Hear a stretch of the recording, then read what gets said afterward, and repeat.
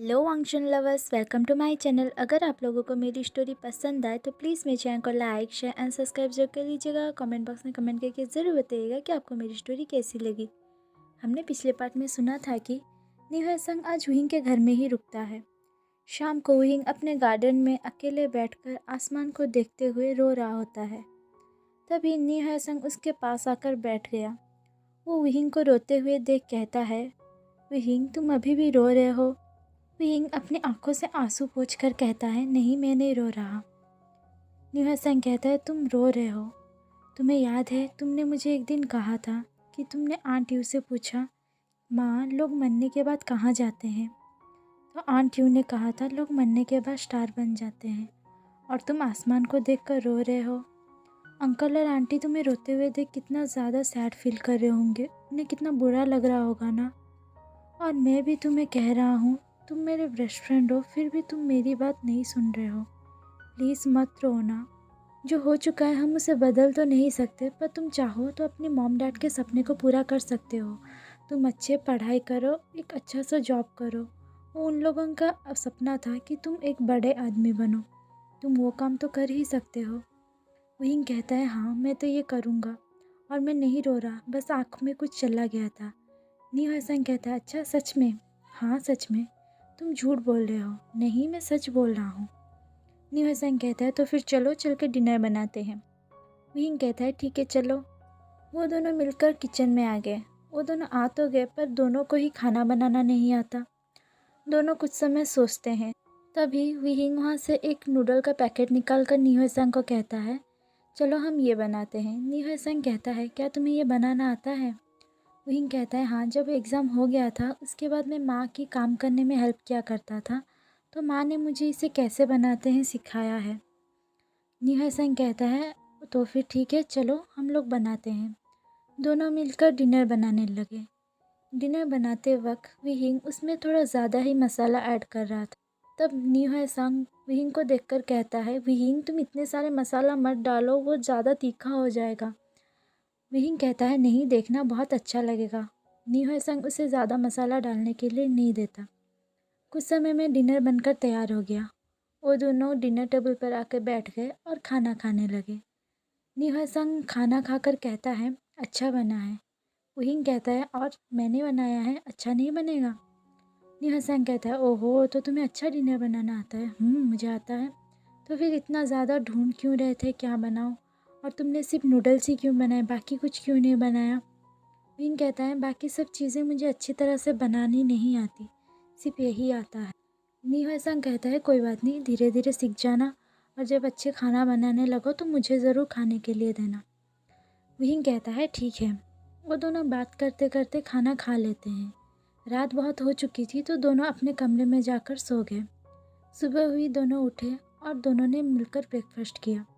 Breakfast करने के बाद निहाय संग अपने घर को चला गया। धीरे धीरे समय गुजरने लगा। विहिंग अब धीरे धीरे नॉर्मल होने लगा था। वो बच्चों को ट्यूशन पढ़ाता था और एक पार्ट टाइम जॉब में भी जाया करता था। कुछ समय बाद विहिंग का बोर्ड एग्ज़ाम रिजल्ट आ गया। उसमें विहिंग को बहुत अच्छे मार्क मिले थे। वो कॉलेज में ज्वाइन हो गया। निहाय संग और विहिंग दोनों एक ही कॉलेज में ज्वाइन हुए। विहिंग को आर्ट्स बहुत पसंद थे, तो वो आर्ट्स लेकर पढ़ाई करने लगा। उन दोनों को कॉलेज जाकर कुछ दिन हो चुके थे। तभी कार से एक लड़का उतर कर आता है। सब लड़कियों की नज़र उस पे थी। वो देखने में बहुत ज़्यादा हैंडसम था, पर वो लड़का किसी की तरफ नहीं देखता। वो सीधा निहाय संग और विहिंग के पास आकर खड़ा हो गया और उन दोनों को देखकर कहता है, तुम निहाय संग और तुम विहिंग हो ना? विहिंग और निहाय संग दोनों उसे कुछ समय देखने के बाद कहते हैं, अरे वन्निंग। वन्निंग कहता है, क्या तुम दोनों यहीं पे पढ़ते हो? निहाय संग कहता है, नहीं नहीं हम लोग यहाँ पे नहीं पढ़ते, हम लोग तो यहाँ पे घूमने आए हैं। वन्निंग कहता है, मजाक मत करो, तो फिर तुम मुझसे अजीबोगरीब सवाल ही क्यों पूछ रहे हो? वन्निंग कहता है, तुमसे बात करना ही बेकार है। निहाय संग कहता है, तो फिर तुम बात ही क्यों कर रहे हो? विहिंग कहता है, अरे बस करो, तुम दोनों बचपन में भी ऐसे ही झगड़ते थे, अभी भी ऐसे ही झगड़ रहे हो। अब हम लोग बच्चे नहीं रहे, कॉलेज में पढ़ते हैं, कुछ तो ध्यान रखो। ये कॉलेज है, हम लोगों का घर नहीं है ये। वन्निंग कहता है, तुम उसकी बात छोड़ो विहिंग, तुम कैसे हो? विहिंग कहता है, हाँ मैं ठीक हूँ। विहिंग अपनी घड़ी को देखकर कहता है, वन्निंग हम दोनों तुमसे बाद में बात करेंगे, क्लास का टाइम हो चुका है, हम क्लास में जाते हैं। वननिंग कहता है हाँ मुझे भी क्लास का टाइम हो रहा है, मैं भी जा रहा हूँ। वुहिंग और नीहासन दोनों अपने क्लास में चले गए। उनके पीछे पीछे वननिंग भी उनके ही क्लास में आ गया। नीहासन उसे अपने क्लास में देखकर कहता है, अरे तुम यहाँ पे क्या कर रहे हो, ये मेरा भी क्लास है, मैं भी यहाँ पे पढ़ता हूँ। नीहासन कहता है मैंने तो तुम्हें कभी भी इस क्लास में नहीं देखा। वननिंग कहता है मैं पहले आता नहीं था, अब आ रहा हूँ तो इसीलिए देख रहे हो, ये कौन सी बड़ी बात हो गई। तभी क्लास में टीचर एंटर हुए। वो दोनों चुप हो गए। टीचर पढ़ाने लगे।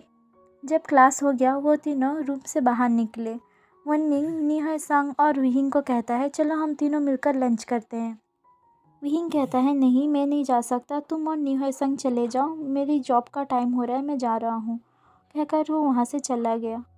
तब वननिंग नीहासन को कहता है ये इतनी जल्दी में क्यों चला गया। नीहासन कहता है तुम्हें क्या सुनाई नहीं देता, उसका जॉब है, जॉब का टाइम हो रहा है, इसीलिए जा रहा है। तब वननिंग कहता है विहिंग कब से जॉब करने लगा, क्या उन लोगों की फैमिली में कोई प्रॉब्लम है। नीहासन कहता है तुम तो यहाँ पे नहीं थे, तुम्हें कैसा पता होगा। अंकल और आंटी की 2 मंथ्स पहले डेथ हो चुकी है। अब विहिंग खुद काम करता है और अपना खर्चा उठाता है। कॉलेज की पढ़ाई से लेकर अपने जितने भी सारे खर्चे हैं वो सारे, वो बच्चों को ट्यूशन भी कराता है।